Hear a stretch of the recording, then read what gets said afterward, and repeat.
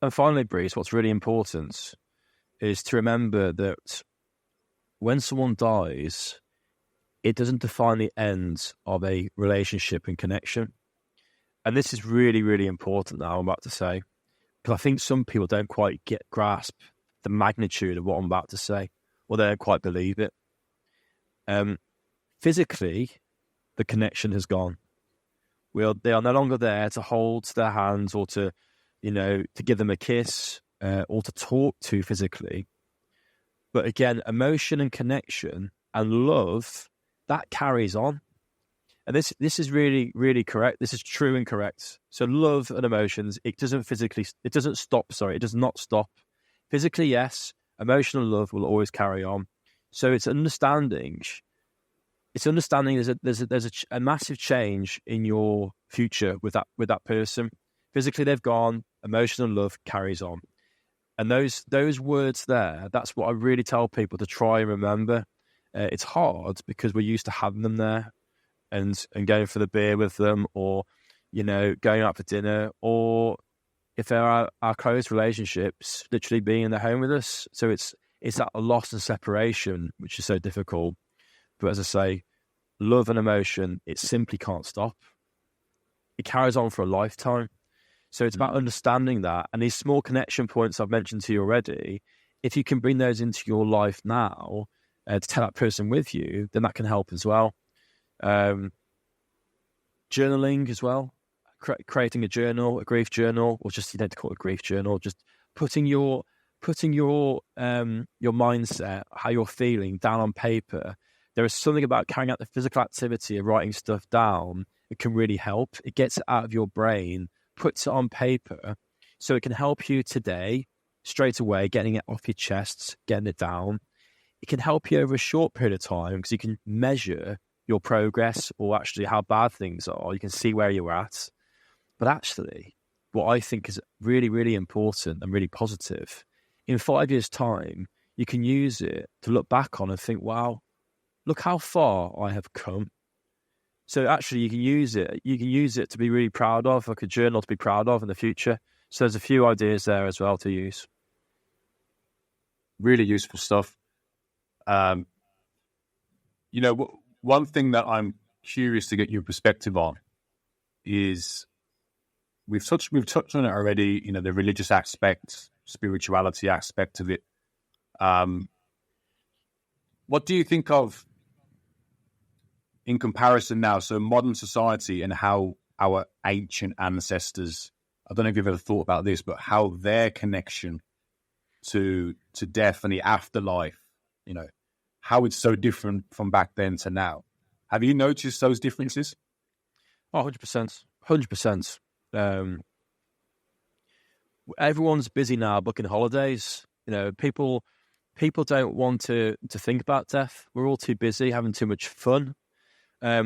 Fun, inverted commas. Yeah, exactly. Because of social media, people comparing their lives to other people. This perfect life on Facebook and social media, it doesn't exist. It's not real.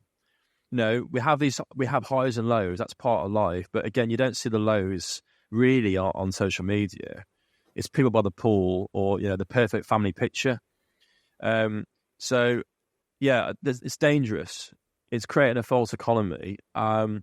Historically, again, we had that community and connection a lot more, which I've spoken about. I have great fears about society's connection and disconnects. And as I say, that's why this petition is so important to me, because I think it's an opportunity to reconnect and help us talk to our neighbour. These acts of kindness again. If you think about historically about our connection with death, I think back to the pyramids and the Egyptian times. The pyramids really, obviously there's questions about how they were built and I know all that, but actually there are deceased people in the pyramids.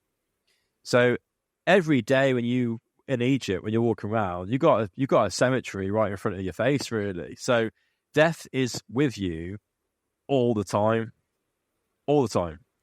Having this unattended direct cremation now, there's no funeral service at all. That's basically us saying we can't deal with that. I don't need to deal with it anymore because life's busy, and actually I've got a solution to a difficult thing. I've got an answer now. But unfortunately, we have to do difficult things. It doesn't make the pain go away. So it's alarming. I find it alarming how we think we've got these easy fixes, and simply there is no easy fix to life. Life is full of challenges. It's how we embrace the challenges, and with connection and community, with education, that's how we grow and face the challenges head on. But no one's got a perfect solution to this stuff. No one's got the tool to get through it. Every scenario is different. Every person is unique and different. So therefore, the challenges will always be different. But burying your head in the sand will never fix a problem, is what I'll say. Yeah, there seems to be now a real, I think it's all down to social media, of course, and the culture that you see online. And there is a massive push towards being positive, and, we must embrace positivity. And, that can be interpreted in different ways, I suppose. And the way that I see it being interpreted by many people is that people ignore now the negative aspects of life. Yeah. They completely disregard it completely, and they try and just focus on the positive. Whereas actually, if you acknowledge the negative, like it's there, like there's no getting away from it. Yeah. Like you have to come into touch with it. How I would expand on that and go a little bit deeper and unpick what you just said there. My challenge to you would be is that positive mindset. It's not saying that we should always be positive, because you can't. I'm a very, very positive person. I think you are as well. Yeah. Hence what we're doing, we want to put positivity into the world, and there's a real reason for that, because I think it's needed. Negativity, like you say, you can't avoid that. It's part of life. But the thing that I will to ask you, and the thing that I really have strong feelings on, is how we deal with negativity. Because there seems to be now, we're moving into a more victim society. Like, poor me. Why me? What, life is so hard. Why is it always me? Why is it always me? And in my view, is like my mom said when she was dying, my mom's words were, well, why not me? Why shouldn't it be me, Chris? Is what she said to my dad. And actually, I find that admirable, because actually life is difficult. But so many people now are just blaming, it's the politicians' fault. It's the police. It's to blame the police, or blame institutions, rather than actually looking at themselves. And that's what I get frustrated at. And actually, my weakness is having to try to understand this victim culture, which I really struggle with. Because I think that's what empowerment is. I'm not saying you can always be positive. You can't be. I'm not always positive. I get pressured moments. I have bad times. We all do. When the kids are screaming, and because they want to do it now for them, I can't give some positive quote to them and make it all go away. You got to sort it out. To deal with it, Dad. That's life. But it's this whole, again, the victim mentality, which is creeping in now more and more. And I spoke to Ollie Ollerton about this on my podcasts. He sees a lot of this now as well. And that's, I think, is what I find as an issue. Why do you think this is creeping in? Why do you think all this is happening?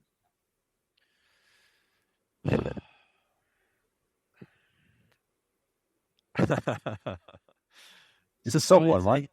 No, it is a tough one, but life is easy. Life is easy, That's it. Life is really, really easy. I know people that, they struggle financially, but they've got everything that they want. They go on a holiday still every year.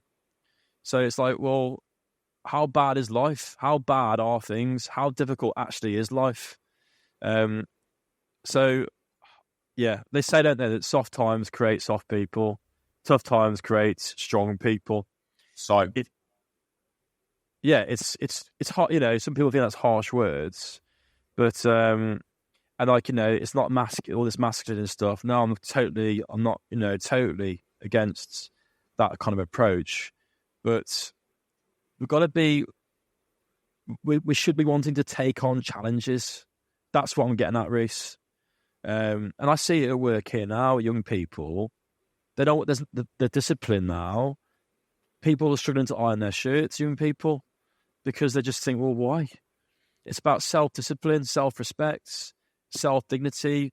And I said to people in the past, young people who come here for work experience, well, not work experience, to actually, opportunities here for work, don't be smartly dressed. Don't do it for me. Don't do it for the business. I said, do it for you.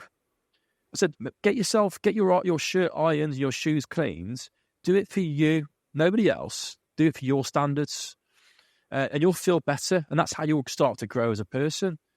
But as I say, it's very difficult to get that mindset into people because there's always an excuse. What from those young people that I'm on about, there's always a problem. There's always an issue why you couldn't do it. And that's what I find a struggle. There's a real interesting. So I was listening to Jordan Peterson quite a bit, not all the time, but he's got some interesting takes on why this sort of behaviour is creeping into society, and he puts it down to to be fair, you've pretty much said it, that life is easy, it's convenient, there's no challenges anymore. He puts it in a way where we don't have enough dragons to slay. Those are his words. Day to day now, our dragons, right, in inverted commas, are, I don't know, our shopping didn't arrive on time, or my Amazon delivery has been delayed or something, our dragons are so petty and small and so just nonsensical that we're actually now trying to create problems. Yeah, I totally agree. We're getting coffees. We're getting a cappuccino delivered to someone's house now. And actually when it's the wrong milk, like you say, it's a big problem. We're losing the plot. And again, if we could understand about death and dying and bereavement in the curriculum, that's why I believe it can help society. We might start to understand. We might go home that night and say thank you to our parents for all they do for us. We might be grateful for having that love in the house. So it's back to like simple human needs and actually just being grateful and being kind. And actually, when you go into a restaurant and there's a problem, to not sort of shout at people for getting it wrong. Just be kind. It's not difficult stuff, this. And it's, as I said, but I am optimistic. This isn't me and you in a big moan here, Reese. This is the reason why I've done the work I have, because I believe it can be shifted. I believe that society can be empowered and things can improve, like, drastically.